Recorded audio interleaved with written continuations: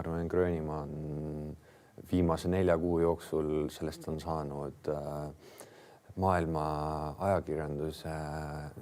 palverännaku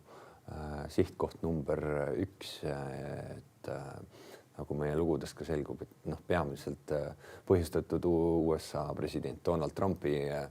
väljaütlemistest, kes tahab nii-öelda Gröönimaad ära võtta, et tal on sihuke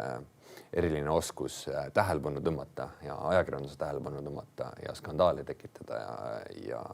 sellepärast nüüd Gröönimaa on üle ujutatud ajakirjanikest, kes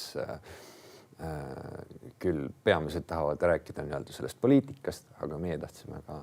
minna sinna just pigem kohalike gröönlastega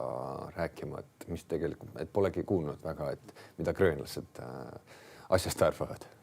No Madis, sa oled fotograafina käinud tegelikult väga paljudes kohtades. Võib tunduda, et sind ei üllata miski. Kas Gröönimaal üllatas sind miski? Jah, Gröönimaa on ikka, ütleme, et on ikka hoopis teistsugune kogu oma looduse ja väljanägemise poolest kui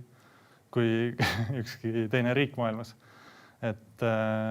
sinna juba sõites